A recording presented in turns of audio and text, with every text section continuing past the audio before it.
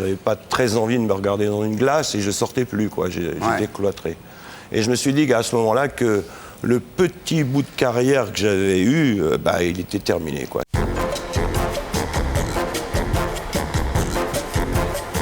Herbert Léonard, vous êtes né en 1945 à Strasbourg. Votre vrai nom, c'est Leonhardt. Vous voulez que je vous dise vraiment? Herbert von Leonhardt. C'est Leonhardt. Hein? Leonhardt, voilà. Ah oui, c'est très Herbert germanique. Leonhardt. Alors, 20 ans après votre naissance, après le service militaire, vous faites partie d'un groupe qui s'appelle les Jets.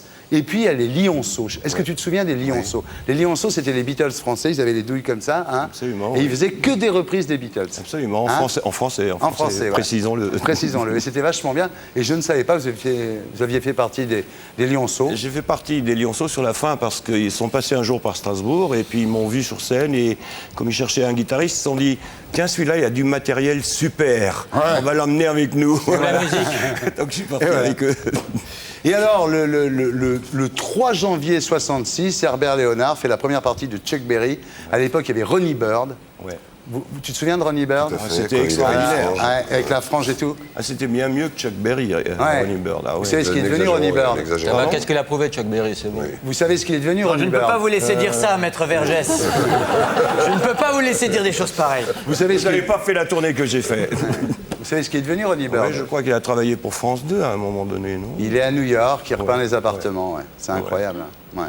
Il Ouais, je repeint sais les pas. En fait, appartements. je sais pas très bien, mais ce dont je me souviens, c'est que dans cette tournée-là, il y avait donc nous, ce qu'on appelait la vedette anglaise. Ouais. Il y avait Ronnie Bird en vedette américaine, et c'était absolument à mourir de plaisir.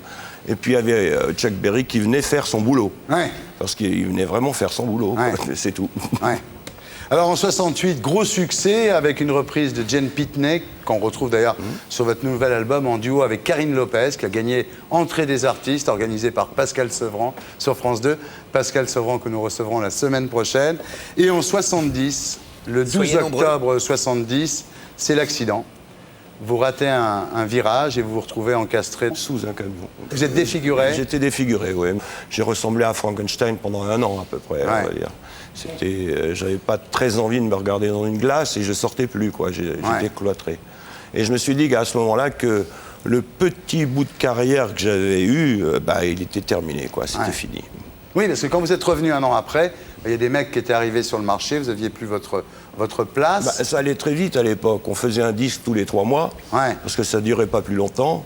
Et puis, de s'absenter 1 an comme ça, sans rien faire, on vous oublie tout de suite, quoi. En tout cas, le métier. Sérieusement, Herbert Léonard, si vous n'aviez pas eu cet accident, vous auriez fait une meilleure carrière, vous pensez? Honnêtement, j'en sais rien. En tout cas, ça m'a été profitable. Ça vous a freiné dans votre carrière, quand même. Ça, c'est sûr. J'aurais peut-être mieux fait de freiner avant de voir le camion, d'ailleurs. Hein. Alors, à ce moment-là, vous avez quand même, après votre accident, vous êtes dépressif, ce qui est assez compréhensible. Oui. Et vous vous en sortez grâce à votre femme, Cléo, et à votre fille, Léa. Oui, parce qu'on a fait un enfant à ce moment-là, malgré tout. De 5 à 7. De 5 à 7. Et puis, ça a été un enchaînement de tout, quoi. Ma femme, qui me soutenait parce que je me tapais la tête contre les murs. Ça, pour cicatriser, c'est pas l'idéal. C'est pas bon, hein? Je sais que c'est pas bon, mais quand même. Puis votre femme travaillait à l'autre bout de la France, donc c'est vous qui vous occupiez de l'argent, fille. puisque je pouvais plus en gagner. Et vous vous occupiez de votre fille, et c'est ça finalement qui vous a redonné le goût de vivre. Oui. Ça a été quoi le pire moment de cette année-là? Je crois que le pire moment, c'est de me voir dans la glace scalpé. Avec des points de suture. Parce que il faut dire que j'ai fini dans une clinique, une maternité en fait. Donc on m'a recousu avec des fils de toutes les couleurs et très, très grossièrement. Donc j'en garde encore pas trop, parce que ça s'est arrangé avec le temps, mais je garde quand même une cicatrice ici. Ouais, mais les gonzesses adorent ça. Je sais. Et je crois que le pire moment, c'était justement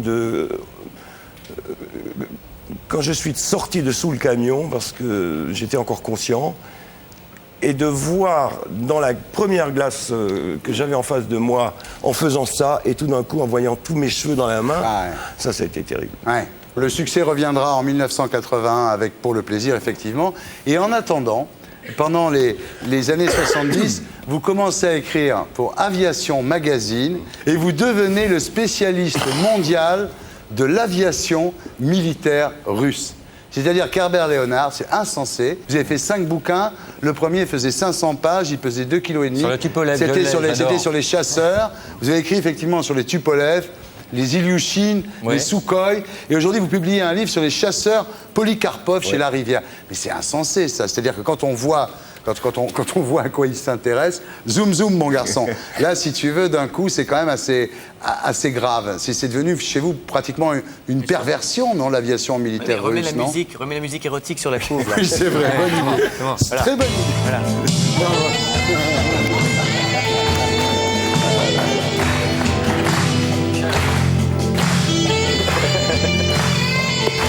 Bravo, Frédéric Becbédé, qui prouve qu'il pourrait être un grand producteur de télévision. Là, tu viens de le prouver, Frédéric. Non, mais c'est insensé, c'est une perversion chez vous, non ? Pour moi, j'appellerais ça une passion. Quoi. Ouais. Bah oui. Non, mais attendez, les avions militaires russes, c'est pas... Première moitié du XXe siècle. Voilà, en plus. Et de couleur gris métal. Oui, la préférence. Exclusivement.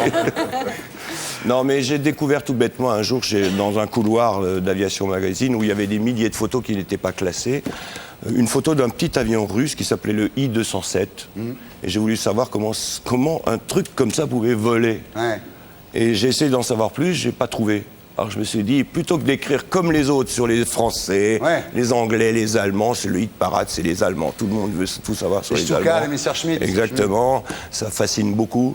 Je me suis dit, puisque personne n'écrit sur les Russes, je vais me spécialiser dans les Russes. Alors qu'est-ce qu'ils ont les Polikarpov ? On dit c'est le roi du chasseur, mais pourquoi c'est le roi des chasseurs ? Pourquoi c'est le roi des chasseurs ? C'est l'avion du poulpe. Parce que, souvenez-vous qu'il y a... C'est l'avion du poulpe. Tu sais, le personnage. Ah, c'est l'avion du poulpe. Ouais, le poulpe par un Polikarpov.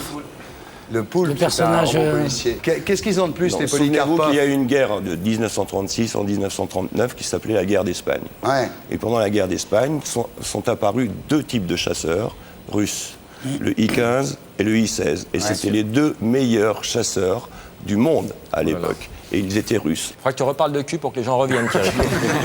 Je te le dis pour toi, hein, c'est pour les chiffres, tu verras. Non, mais de toute façon, c'est pas avec les chasseurs russes que vous allez revenir au top, Herbert. On va voir comment vous pourriez revenir au top. On va faire une interview back to top.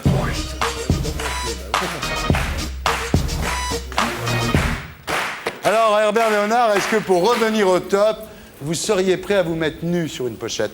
Jamais. À vous faire appeler MC Herbert ? Ça veut dire quoi, MC ? Master of Ceremony. Why not ? À faire la première partie d'Élodie. Des quoi ? D'Élodie Frégé. Qui c'est ? Un peu de respect pour les vrais valeurs. Tu sais pas qui c'est ? Non. Est-ce que vous seriez prêt, Herbert, pour revenir au top, à enregistrer une version gay de Pour le plaisir ? Pour ton plaisir. J'ai toujours dit que le jour où je déciderai d'arrêter de chanter, je ne sais pas quand ça viendra, ni si ça viendra, je ferai une version X de tous mes tubes. Ah,